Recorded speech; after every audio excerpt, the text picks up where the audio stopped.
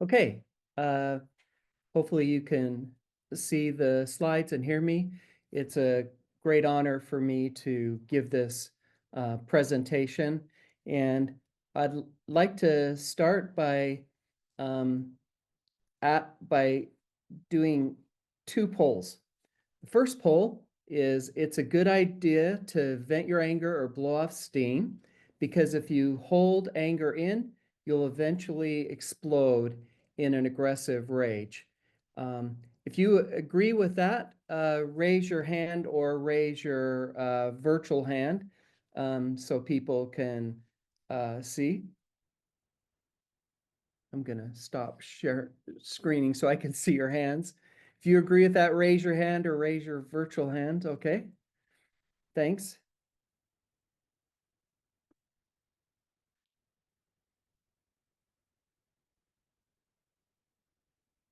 And the second poll item I want to ask is this one. It's a good idea to go for a run when you're angry, because that will decrease your anger. I'm going to stop my screen so I can see you again. If you agree with that, raise your hand, or if you disagree, raise your hand. Okay. So, okay. Great.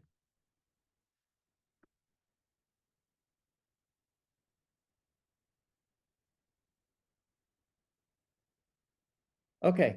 So here's an outline of the topics that I will discuss today. I'm going to begin by addressing this basic question: what is anger? So anger is an emotional response to a real or imagined threat or provocation. Anger can range in intensity from mild irritation to extreme rage.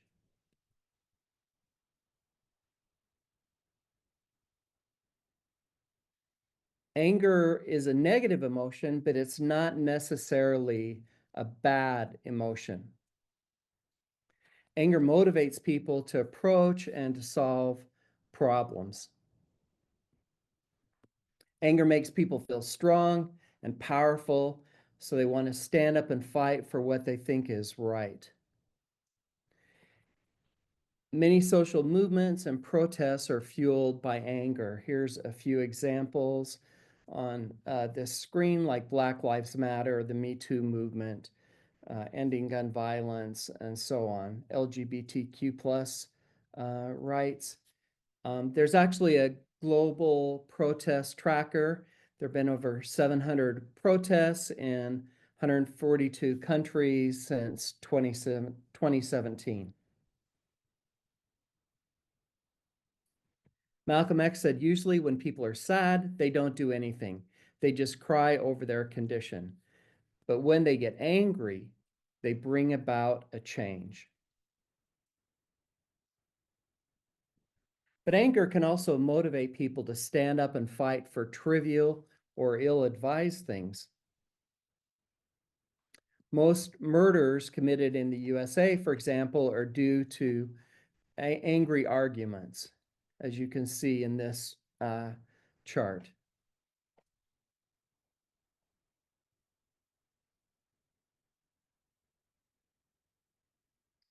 A meta-analytic review found a strong relationship between anger and violent behavior. Angry people seem to act first and think later. So when people talk about anger, they usually use a pressure cooker analogy. And the analogy goes like this: frustrations lead to anger, and anger builds up inside a person like steam inside a pressure cooker. And if the anger isn't vented, the person will eventually explode in an aggressive rage.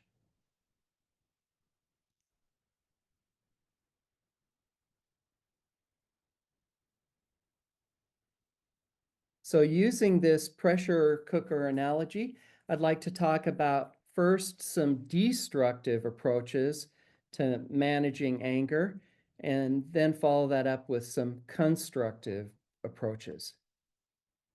So if you think about the pressure cooker analogy, one approach is try to stuff it, or to try to contain the steam, to hold it inside. And this approach is endorsed by most societies, but several studies have shown that stuffing anger inside can have negative health effects, such as heart disease. So it's a bad idea to try to stuff your anger inside because it's not good for your health. The other approach people commonly think is expressing your anger, getting it off your chest, blowing off steam, venting the steam. This approach is based on the concept of catharsis, which was proposed by Aristotle and literally means to cleanse or purge. According to catharsis theory, acting aggressively or even watching other people act aggressively purges angry feelings into harmless channels. Sigmund Freud revived catharsis theory by arguing that people should express their anger rather than suppress it, because if they suppress it, psychological symptoms might occur. Many self-help books tout venting as an effective way to get rid of anger. And you can even buy products to vent your anger, such as this Smack Him. You put your boyfriend's photo in this clear envelope here and smack him. Or you can buy a desktop punching bag, just $19 plus tax. Or you can get a scream jar. When you get angry, you can yell and scream and relieve your stress, supposedly. Just $82 plus shipping. Or these anger rooms, or they're called rage rooms, are popping up all over the world. And in these rooms, people wear protective gear and just start breaking objects with baseball bats. And this is supposed to be therapeutic. People pay money to do this. But research has shown that expressing anger also has negative health effects, such as heart disease. Expressing anger increases rather than decreases anger and aggression. Venting even causes people to aggress against innocent bystanders. Venting doesn't even work when people believe that it works. In other words, there's no placebo effect for venting. So if venting worked under any conditions whatsoever, it should work when people believe that it works. That's called a placebo effect.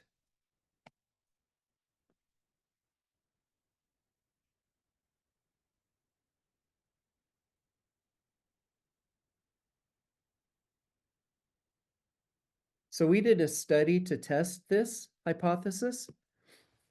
We had a large number of participants, 350 men, 350 women. We made them all angry. And the way we did that is we had them write an essay about a topic they felt passionate about, namely abortion rights. These were college students. And then they swapped their essay with an accomplice who gave their essay very negative ratings across the board in terms of organization, originality, writing style, clarity of expressions, persuasive arguments, overall rating. The ratings ranged from -10, that was the worst, to +10, which was very good. And there's also a handwritten comment, one of the worst essays I've read. So our pilot test showed that this kind of feedback makes college students very angry because they care a lot about writing. Also about this topic that directly affects many of them. Then we manipulated belief in catharsis. We randomly assigned participants to read a pro-catharsis message, an anti-catharsis message, or a control message. These messages were newspaper articles that we constructed, published in the top scientific journal in the world, Science. Uh, all of them describe 5-year studies conducted at Harvard University, a very prestigious university in the USA, showing conclusively either that venting anger works, that was the pro-catharsis message, or it does not work, that was the anti-catharsis message. And we also had a control message about marijuana being linked to bleeding gums or something like that. Then some participants were given a chance to vent their anger by hitting a punching bag in our lab. One participant punched a hole through our wall too. And then they could aggress against either the person who just criticized their essay or against an innocent third party.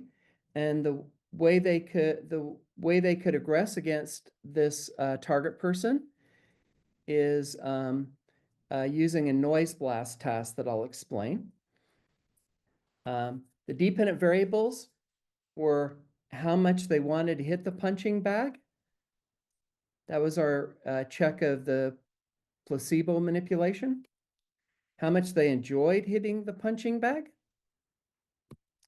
and their aggressive behavior. And like I said, the way we measured aggressive behavior is they competed with an accomplice in a reaction time task in which the winner gets to blast the loser with loud noise through headphones. There really isn't another partner, although they think there is.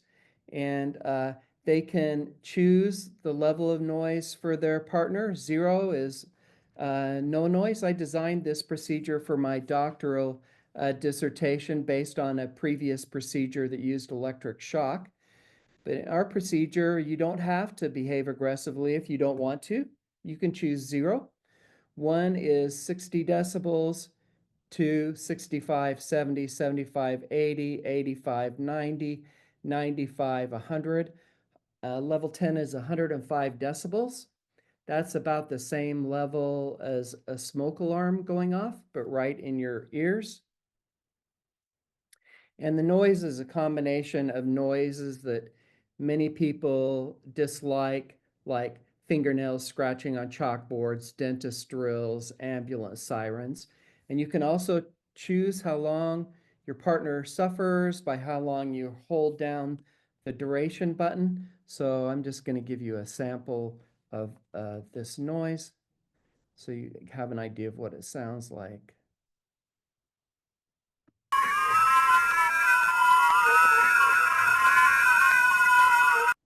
Maybe that's about level 4. So first, the placebo manipulation worked. Angry people who read the pro-catharsis message, they wanted to hit the punching bag because they just read that works. That's an effective way to get rid of anger. Control group was in the middle, and the anti-catharsis group, they were least likely to want to hit the punching bag because they just read it doesn't work. So that's good news. Our placebo manipulation worked. So based on catharsis theory, one would make the following predictions. Sorry. People who read the pro-catharsis message, believing that it worked, but they didn't get a chance to vent their anger, even though they thought it would be helpful, they should be the most aggressive. People If catharsis theory is true, people who read the pro-catharsis message and believed that it worked, and they got to vent their anger, they got to hit the punching bag, they should be the least aggressive if catharsis theory is true. Put the control group here and the anti-catharsis group here. So these are the predictions based on catharsis theory. This would be the placebo effect. Both these groups believe in catharsis, but one gets to vent by hitting the bag, the other does not. So if catharsis theory is true, the group that hits the bag should be the least aggressive. That's what you'd predict, but this is what we found.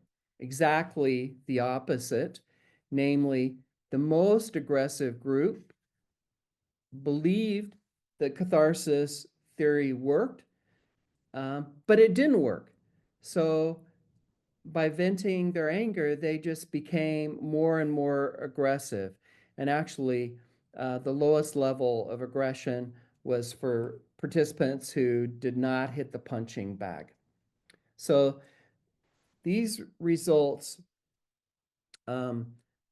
directly question catharsis theory, showing that it doesn't even work when people believe that it works. And also, we get the same pattern of results for the participants when they aggress against the person who criticized their essay, and even when the target is an innocent bystander. So venting anger even causes people to behave aggressively against innocent bystanders. Well, why do people vent? Because it feels good. And we asked participants who hit the punching bag if they liked it. And about 75% across the board, it didn't matter what group they were in. Angry people like to hit and kick and swear and shout and express their anger. The problem is that good feeling just reinforces aggressive behavior. It does feel good to vent, but as this correlation matrix suggests, the more people enjoyed hitting the bag, the more aggressive they were. This is a significant positive correlation. Catharsis theory would predict all these correlations to be negative. So just because something feels good doesn't mean it is good. Many unhealthy behaviors feel good. So that's not the acid test over whether something's healthy. So in 1973, Albert Bandura said that venting in therapy should be banned because it may reinforce aggressive tendencies. And that's exactly what we found, that venting anger makes people feel good, but that good feeling just reinforces aggressive tendencies. This is Carnegie Hall in the USA. Maybe you've heard the old joke. How do you get to Carnegie Hall? Practice, practice, practice. Well, how do you become an angry, aggressive person? The answer is the same. Practice, practice, practice. When people vent their anger, that's what they're doing. Practicing how to behave more aggressively. They hit, they kick, they swear, they shout, slam doors, kick trash cans, whatever. But practice makes perfect. And by venting anger, people are just practicing how to behave more aggressively. So venting anger is like using gasoline to put out a fire. It just feeds the flame. Venting is an aggressive action.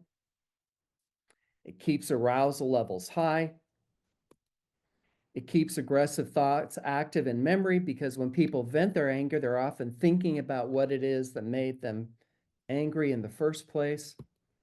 And it keeps these angry feelings alive. After reviewing all the evidence on the topic, Professor Carol Tavris said this: "It's time to put a bullet once and for all through the heart of the catharsis hypothesis, the belief that observing violence or venting it gets rid of hostilities has virtually never been supported by research. So I want to tell an anecdotal example, and I um, got permission from Craig Anderson to share this. And I once got a call from the producer of The View, which is an American TV talk show. And it's very prestigious, like former President Barack Obama was on The View. So I obviously wanted to be on The View to talk about my research because I thought it would be good to inform the public about what the scientific research shows. And the producer at the time was Barbara Walters, and um, she was the executive producer. Her producer called me on the phone and said, we just talked to the American Psychological Association, and they said you're an expert on anger and aggression, and we would like you to come on The View and teach 4 angry women how to vent their anger. And I said, well, that would be a terrible idea. In fact, that would be the worst thing I could teach them because the research evidence clearly shows that venting anger increases anger. It doesn't decrease it. So that would be a bad idea.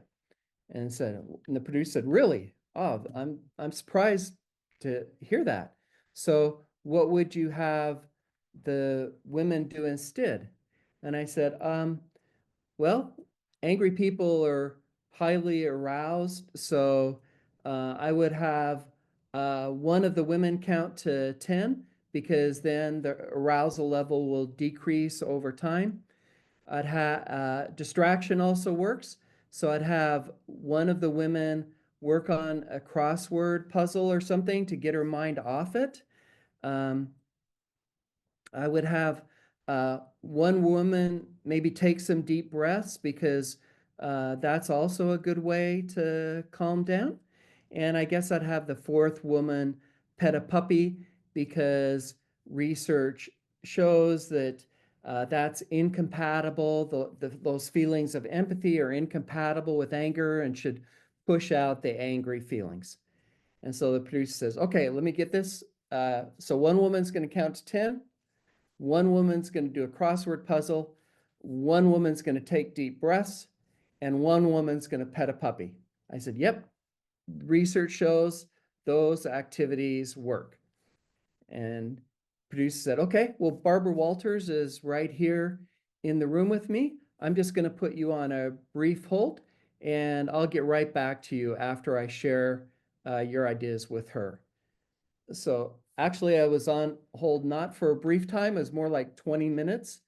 And when the producer came back on the phone, he said, Barbara Walters doesn't think the TV audience would be very interested in seeing one woman count to 10, one woman working on a crossword puzzle, one woman taking deep breaths, and one woman petting a puppy.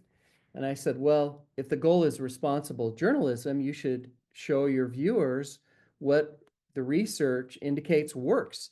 And the procedures that I told you about, we have research studies showing those activities works. Well, I think maybe we'll look for a different guest, the producer said. So I told Craig Anderson about this, and he was pretty angry about it. And he said, I'll take it from here, Brad.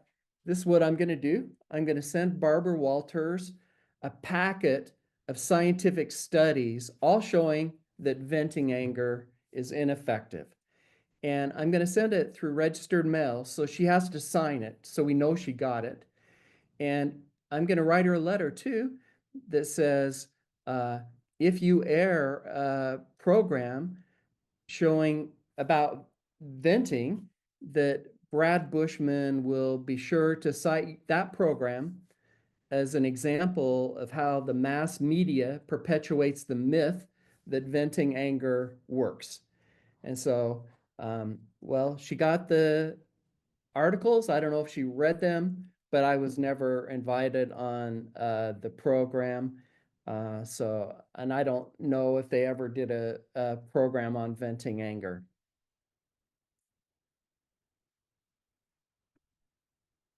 So thanks, Craig. So those are some destructive approaches. Let me talk now about some constructive approaches. So back to the pressure cooker analogy, people think you only have two choices. Try to stuff it inside or vent it.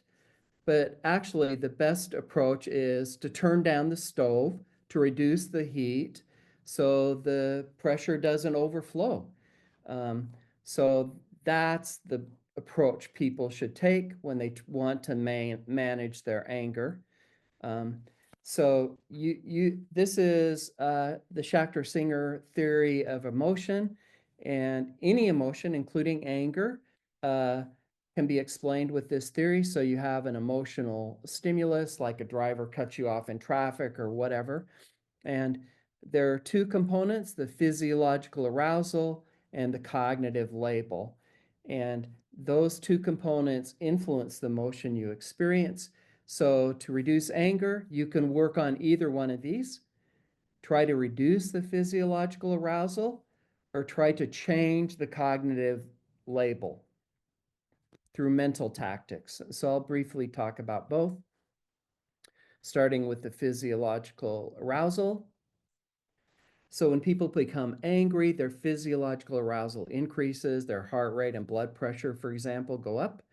So to reduce anger, try to reduce the arousal.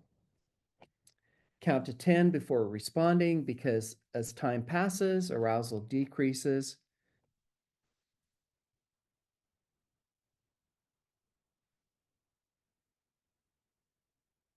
Thomas Jefferson said, if you're really angry, count to 100 instead. Even more time passes, so that's a good idea. Breathing is another way to reduce arousal. This procedure's been shown to work. For example, the 4-7-8 technique, you breathe in with your nose for 4 seconds. You hold the air in your chest for 7 seconds, and then you breathe out with your mouth for 8 seconds. So I try to do this every day, and it works for me. Progressive muscle relaxation, you progressively tighten and loosen muscles. You start with your feet and go all the way up to the top of your head. Meditation is another approach to reduce arousal. Mindfulness, yoga. I was once invited to give the keynote address at this yoga conference, yoga research conference. And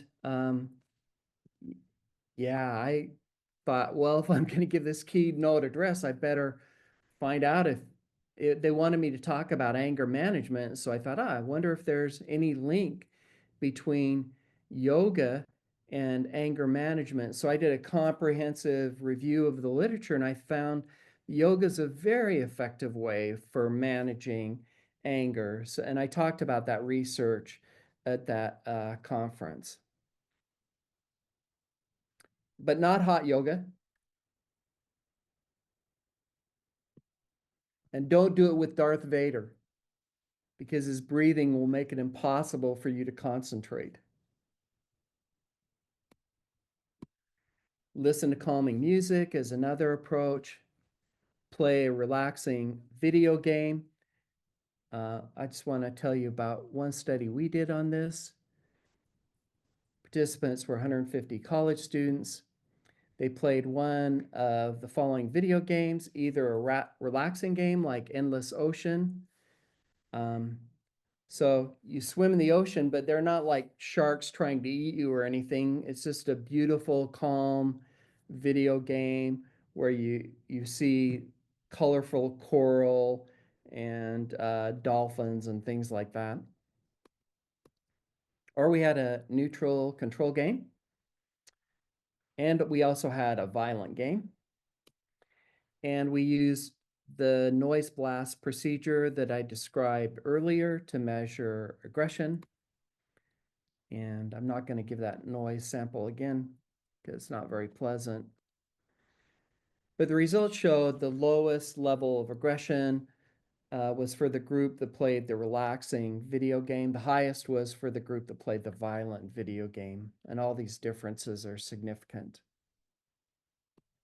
Take a bath, light a candle.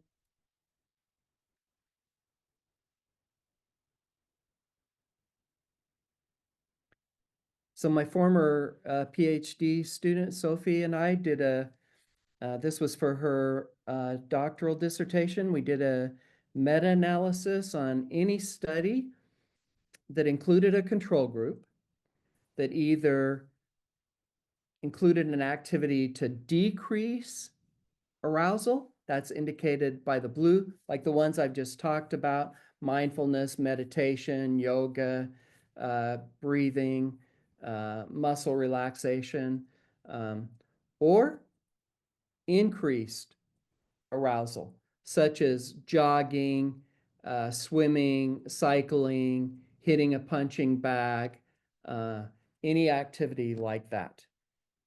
And our study was included over 150 studies with over 10,000 participants, and this graph shows the results. So 0 means there's no effect. So if it's the cap vertical bars here are the 95% confidence intervals, with the diamond being the mean, and you can see, and the solid bar that goes the whole width, that's the median. So you can see that activities that decrease arousal decrease anger and aggression, whereas this confidence interval for activities that increase arousal includes 0. So they're not effective. So activities that decrease arousal, they are effective in reducing anger and aggression, whereas activities that increase arousal are ineffective. So this is interesting because we knew before that these kind of activities reduced stress, but this meta-analytic review shows they also decrease anger. And regarding the second poll I took, jogging actually increased anger and aggression, and the 95% confidence interval excluded 0. And the reason it increases aggression is because it keeps the arousal levels high, and it's also monotonous. So you should jog. It's good for your heart, but it's not a very effective way to manage anger. The effects we found were very robust. They occurred regardless of gender, race, age.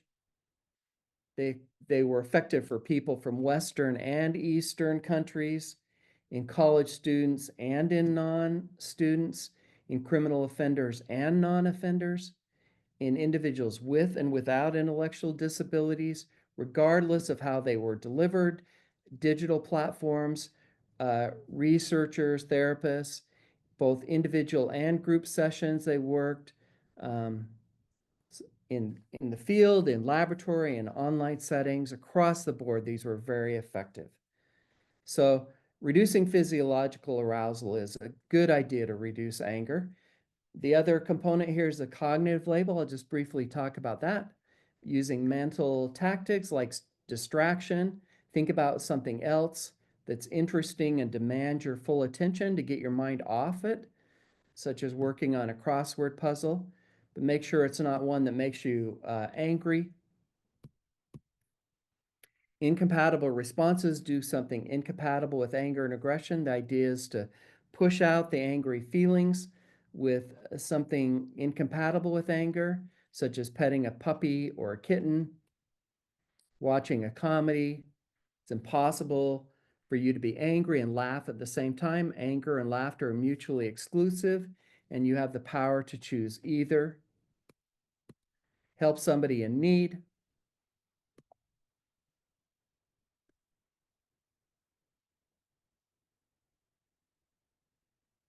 Kiss or hug your partner. All these activities are incompatible with anger and aggression. Another strategy is to adopt a fly on the wall perspective. I just want to briefly tell you about some studies we did on this.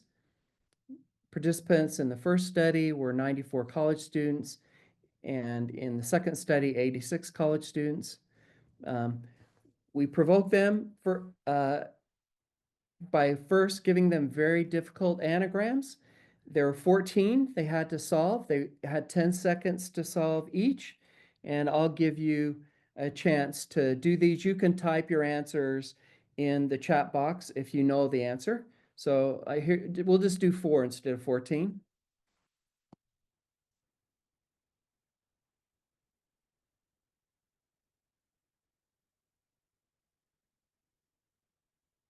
Nah, time's up.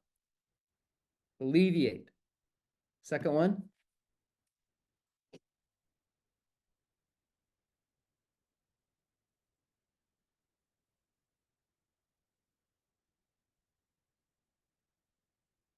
Nah, time's up.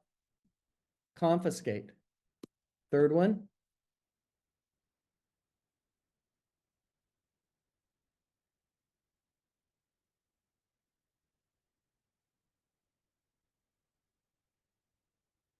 Nah, time's up. Pandemonium. Last one.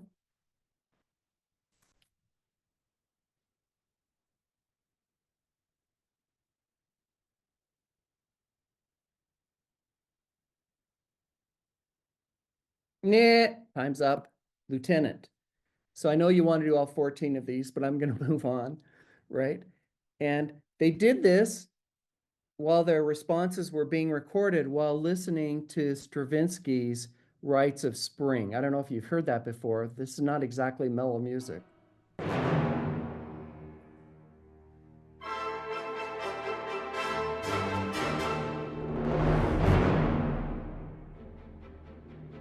So they're trying to solve these very difficult anagrams while listening to Stravinsky. And also the experimenter who is recording their answers after the fourth anagram says, "Look, I can barely hear you. I need you to speak louder." And after the eighth anagram says, "Hey, I still need you to speak louder, please." And after the 12th anagram, "Look, this is the third time I've had to say this. Can't you follow directions? Speak louder." And our pilot test showed this was very effective in making participants angry. And then we randomly assigned them to one of 3 groups: self-immersion.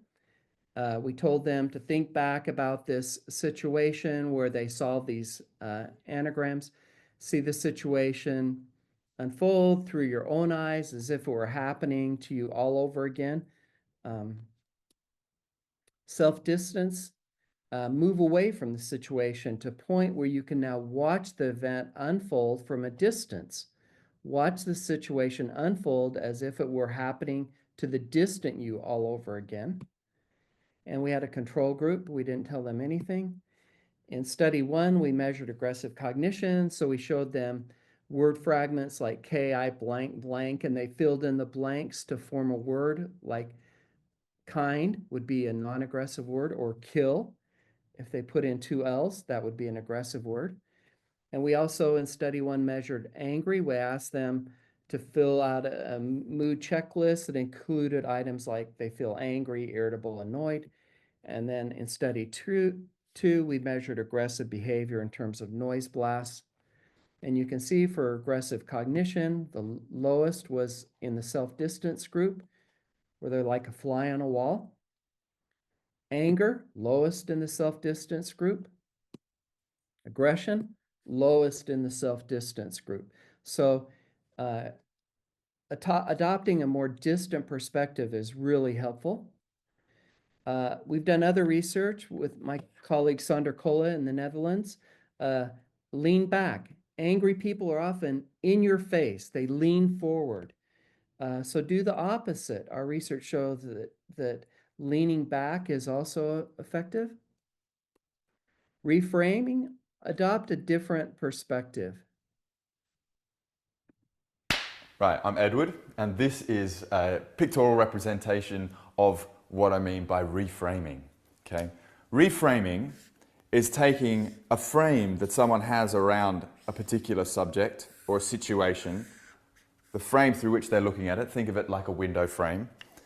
And often when they're in conflict, they're looking through a particular frame and all they're getting is, in this case, a bunch of black smoke, all right? Lots of dark, they're caught up in what's bad, okay? And actually, if you look at it, that bit is bad, okay? Now, what we want to do when we reframe is to take that frame and change its position. We want to make it, often we can just make it bigger, okay?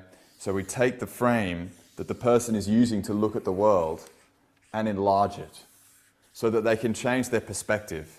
This is a really important part of conflict resolution, is helping people get a new perspective on their situation. Now, this might seem a little bit far-fetched for them at the time, but let's just take the case here that this is a chimney, all right? And this is actually a house, and there's a window here, and there's another window here, and actually there's a river out here. Now, you don't have to necessarily look just at the smoke or the house. You might want to choose to focus and look at the forest that's over here as well. But people will forget the overall picture. They'll forget the good things. They'll forget the nice bits. They'll focus on what's bad. And what we want to do when we're reframing is change that view. Whether it's over here or larger, that's reframing. So in film, reframing is a change in camera angle, but in conflict resolution, it's a change in perspective. It's used in cognitive behavior therapy, and many studies, including meta-analytic reviews, have shown that reframing is effective, and cognitive behavior therapy in particular is an effective way to reduce anger. So, for example, view bad events as challenges or opportunities. Think about, maybe tomorrow, what seems like a big deal today won't be such a big deal tomorrow or next week or in a month. So finally, maybe you've heard this: stop, drop, and roll. So if your clothes catch on fire, first thing you should do is stop, because if you run away, it just makes the fire worse. It feeds the flame. So stop, drop to the ground, and roll to put out the fire. Same thing for anger management. Anger is like a fire. We feel hot inside. It can burn or hurt you. It can burn or hurt others too.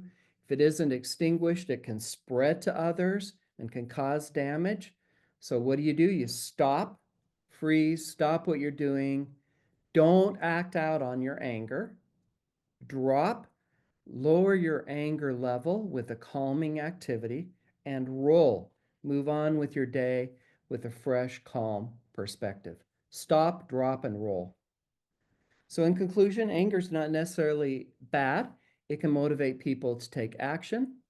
Stuffing anger inside is bad for your health. Expressing anger is also bad for your health and can backfire by increasing anger and aggression. The best approach is to turn down the heat. I'd like to acknowledge my collaborators, and thank you for having me do this presentation, and I'll be happy to answer questions.